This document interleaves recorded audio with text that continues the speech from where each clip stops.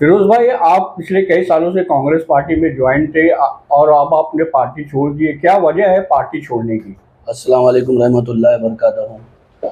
सबको जुम्मा मुबारक। बहुत बहुत शुक्रिया। जय भीम जय महाराष्ट्र। बहुत बहुत शुक्रिया मोइन भाई। आज हम यहाँ पर हम लोग का बाइक कवर करने आए आपको। हम लोग को कांग्रेस छोड़ने की वजह ये थी कि भाई कांग्रेस में पहला जो मेरी पोस्ट थी वो महासचिव थाना महासचिव थी। फिर उसके बाद में मैंने खुद से मांग के लिया जिम्मेदारी, क्योंकि महासचिव में समझ में नहीं आ रहा, तो मैंने खुद से जिम्मेदारी मांग के लिया कि भाई मेरे को माइनॉरिटी का दो, क्योंकि मैं जिस इलाके से आता हूँ मुमरा से, वहाँ पर माइनॉरिटी माइनॉरिटी इलाका है, बराबर है। तो मैं इसलिए मैंने खुद से माइनॉरिटी मांग के लिया, तो मुझे माइनॉरिटी कार्यकारी अध्यक्ष थाना जिले का बनाया गया, जिसमें मैंने अपने तुरंत एक महीने के पहले कार्यकाल में 10, 11, 12 ब्लॉक अध्यक्ष की नियुक्ति करवाई। उनकी कमेटियां बनाई, वार्ड की कमेटियां बनाई, सचिव, सह सचिव, पूरी कमेटियां मैंने 400-500 आदमी का मैंने पूरा कमेटी रेडी किया।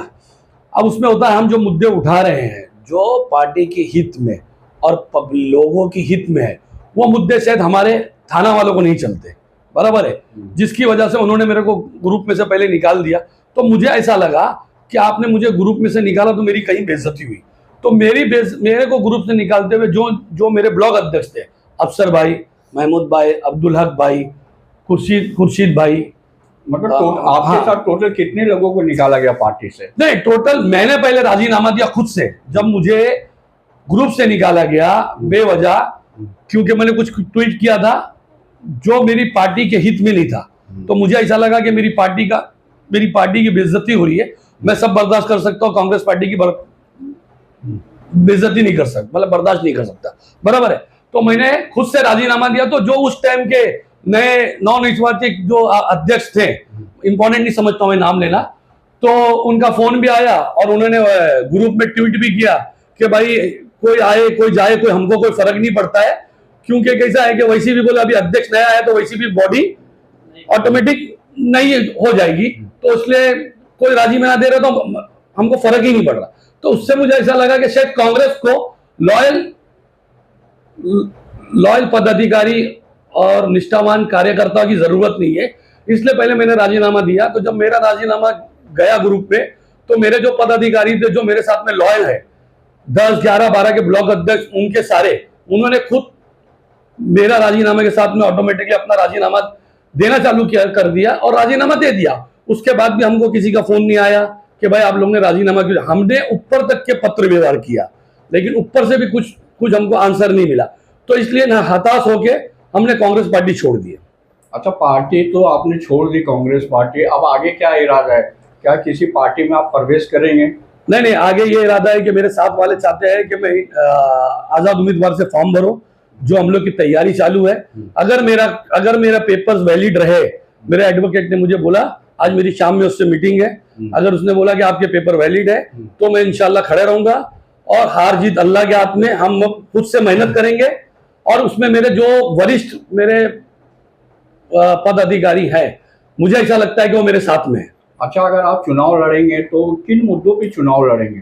देखिए, शहर में खासकर मुमरा के अंदर, कलवा तो अभी बहुत अच्छा डेवलप हो गया है, जो मुमरा उसके बिहाफ में डेवलप नहीं हुआ है। जो रोड चौड़ीकरण हुआ, जिसमें रोड हमने चौड़ा करके, मतलब गवर्नमेंट या पर महानगर पालिका ने दी, उसके बाद वो रोड तो चौड़ा हो गया, लेकिन रोड के ऊपर इनलीगल फेरियां आ गई, इनलीगल दुकानें आ गई, और हर एरिया के जो भी रिश्ते का वहां के है वो अपना भाड़ा खा रहे हैं।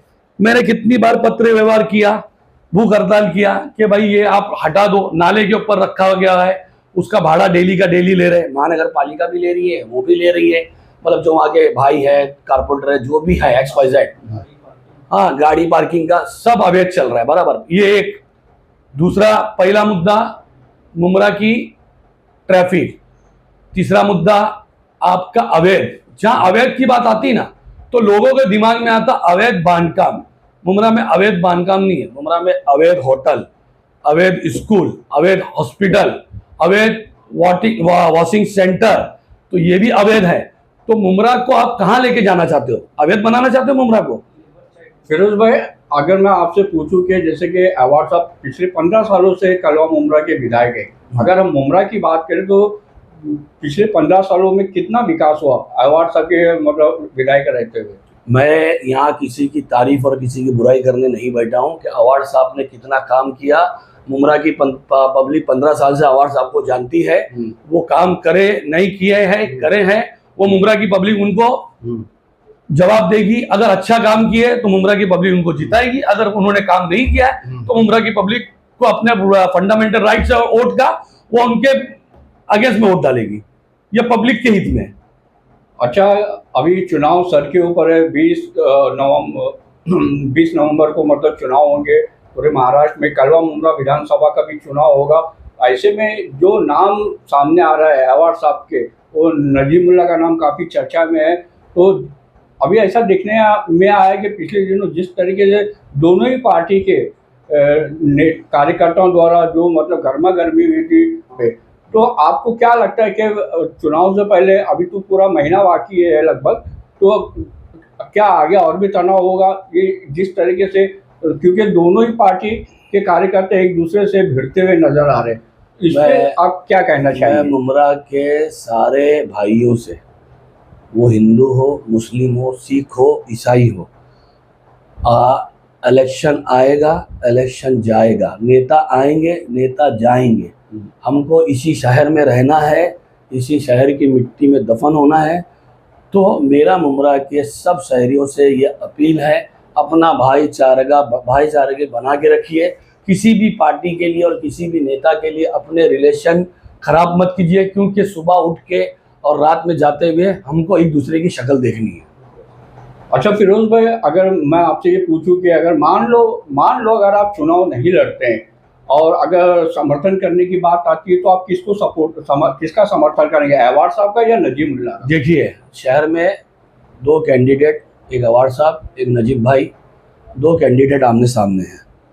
जो नेता, जो कैंडिडेट मेरे शहर के विकास की बात करेगा, मेरे शहर के कब्रिस्तान की बात करेगा, मेरे शहर की मार्केट की बात करेगा, मेरे शहर की पानी की बात करेगा, मेरे लोगों की बात करेगा, मेरे यहाँ के टोरेंट की बात करेगा हटाने की, मैं उसके साथ में हूँ। नजीमुल्लाह की अगर हम बात करते हैं तो वो विधायक नहीं है, केवल नगर सेवक है, लेकिन उन्होंने कलवा मुमरा के डेवलपमेंट के लिए 180 करोड़ रुपया सरकार से लेकर आए डेवलपमेंट करने के लिए। और उनका ये भी कहना है कि अवार्ड साहब ने 15 साल विधायक रहते हुए अपनी निधि से शहर में कौन सा विकास का काम किया है वो हमें बताएं। मैंने कैसा है, नजीब भाई, पहली बात तो नजीब भाई को बहुत बहुत मुबारक, उनको टिकट दिया अजीत दादा पवार ने, बराबर। दूसरा जो आपने बोला कि उन्होंने 180 करोड़ जो मुमरा की तरक्की के लिए लेके आया, कलवा मुमरा की तरक्की के लिए, मुमरा के विकास के लिए लेके आया, उनको वापस से एक बार बहुत बहुत मुबारक हो। आप पब्लिक के हित में काम कीजिए। अगर सही में आप सच्चे दिल से पब्लिक के हित में काम करेंगे तो आप जीतेंगे। रहा अवार्ड साहब ने काम किया है नहीं किया, मैं वापस से आपको आंसर दूंगा, ये पब्लिक जवाब देगी, ये मैं जवाब नहीं दूंगा। ना मैं किसी के एंटी में बात करूंगा, ना मैं किसी के फेवर में बात करूंगा। मेरे को जाना है तो मैंने बता दिया कि जो मेरे शहर के लोगों के लिए, जो मेरे शहर की फलाह बहबूदी के लिए बात करेगा, जो मेरे शहर की तरक्की के लिए बात करेगा, मैं उसके साथ में, और जो मेरी और मेरे कार्यकर्ता और मेरे पद अधिकारी की इज्जत करेगा, मैं उसके साथ में। फिरोज भाई, एक सवाल मैं और आपसे करना चाहूँगा कि मान लो किसी तरीके से आपका फॉर्म नहीं भरा जाता है, या फिर किसी कारण मतलब टेक्निकल प्रॉब्लम की वजह से फॉर्म आपका रद्द हो जाता है, तो आप किसे मतलब सपोर्ट करेंगे? कि कोई ऐसा मुस्लिम चेहरा, कोई सेकुलर ऐसा आपको नज़र आता है, कोई लीडर?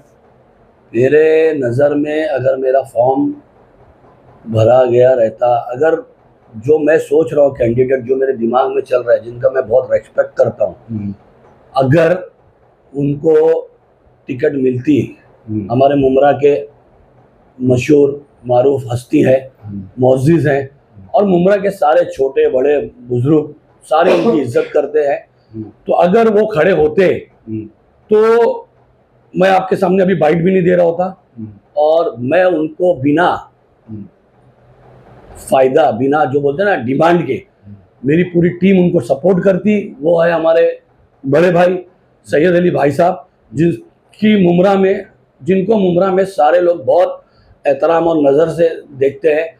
तो मेरी एक दिली ख्वाहिश थी, अगर सैयद अली भाई साहब खड़े रहते तो मेरी पूरी टीम, मैं उनके लिए जितनी मेरी ताकत अल्लाह ने दी है, जो भी, मैं बहुत बड़ा नेता नहीं हूँ, जो भी मेरी ताकत है 150, 200, 300 वोट की, मैं उनके लिए बिना कंडीशन के लिए उनके लिए मैं काम करता, और मेरे लोगों को भी कन्विंस करता मैं। और उनके लिए गली गली जाके उनके लिए मैं वोट मांगता। ये मेरी दिली ख्वाहिश है और उनको खड़ा होना चाहिए क्योंकि मुमरा के सीनियर नेता है और मुस्लिम नेता है। तो हमारी ख्वाहिश थी कि मुस्लिम नेता खड़ा होता तो आज हम उनके लिए काम करते थे। और वो हम, मेरी ऐसी सोच नहीं है, मेरे लोगों की भी सोच है कि अगर सैयद अली भाई साहब खड़े रहते और अल्लाह के करम से वो उनसे जीत के आते तो मुमरा का बहुत अच्छा विकास होता। और एक आखिरी सवाल फिरोज भाई कि मतलब अगर 22 तारीख को जिस तरीके से मतलब चुनाव होगा और 23 तारीख को नतीजे आएंगे, आपको क्या लगता है क्या नतीजा आएंगे कलवा मुमरा विधानसभा के?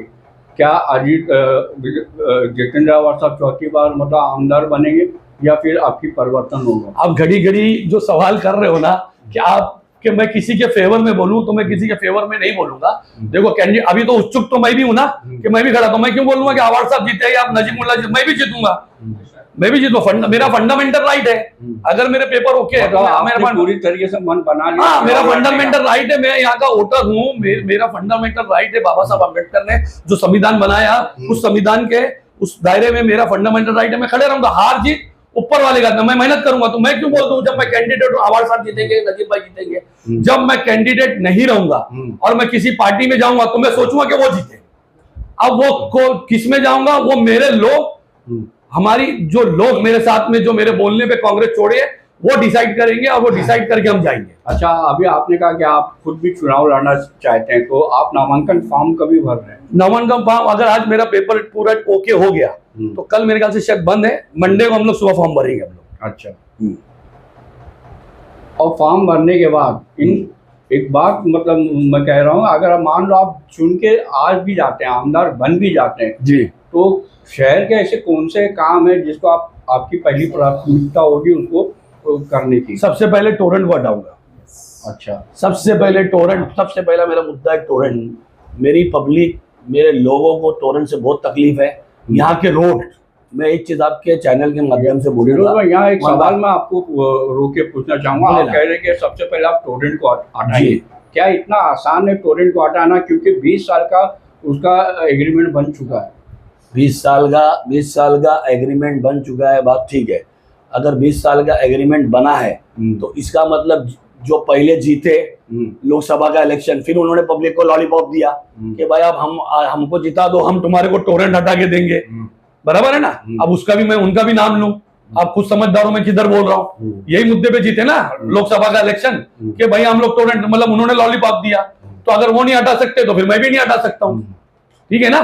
तो जब वो नहीं हटा सकते, मतलब उन्होंने लॉलीपॉप दिया तो मैं लॉलीपॉप नहीं दूंगा। जब अगर 20 साल का एग्रीमेंट है तो मैं भी नहीं हटा पाऊंगा। तो फिर उनसे पूछना चाहिए ना आपको, ये आपकी जिम्मेदारी, आप प्रेस हो कि भाई आप जीत के आ गए, तीसरी बार आप जीत के आ गए, आपने लोकसभा में बोला था कि भैया हम लोग टोरेंट हटाएंगे, तो आज कितना महीना हो गया आके, तो आपने क्या किया टोरेंट के लिए? तो उनको पूछना पड़ेगा आपको कि भाई अपने टोरेंट पहले उन्होंने दिया था ना कमिटमेंट, मैं तो अभी दे रहा हूं, जीतूंगा, जीता तो उसमें बहुत सी चीजें हैं, फर्क है, वर्डिंग में फर्क है। लेकिन ये तो ऑन कैमरा बोला गया है कि पब्लिक के हित में बोला गया, पब्लिक के सामने बोला गया, जन सैलाब के सामने बोला गया कि अगर हम जीत के आ गए लोकसभा का इलेक्शन तो हम लोग टोरेंट हटा देंगे, इवन भिवंडी, इवन मुमरा। तो ना भिवंडी का हटा है ना मुमरा का हटा है, तो फिर किसने झूठ बोला वो आप तय करो, मुमरा की पब्लिक तय करेगी। फिरोज भाई, 20 नवंबर को विधानसभा के चुनाव होने जा रहे हैं, आप मुमरा कौसा शहर की जनता से क्या अपील करना चाहेंगे? मैं मुमरा कौसा की जनता से यह अपील करना चाहूंगा कि मेरे भाइयों, आपस में एकता बनाए रखो। आपस में किसी भी नेता के लिए कोई भी पार्टी में रहो, जहां पर वो आपका चॉइस है, वो आपका फंडामेंटल राइट है। आप एमआईएम को सपोर्ट करो, आप राष्ट्रवादी को सपोर्ट करो, आप अवार साहब को करो, आप नजीब भाई को करो, एक्सप्रेस आप किसी को भी करो, लेकिन इलेक्शन 29 तारीख को खत्म हो जाएगा, 23 तारीख को खत्म हो जाएगा, रिजल्ट आ जाएगा। अपने जो ताल्लुकात है, अपने जो भाईचारगी है, उस इन नेताओं के वजह से इसमें नाइत्तेफाकियां ना लेके आओ, क्योंकि हम शहर में रह रहे हैं और हमको सुबह शाम एक दूसरे का शक्ल देखनी है।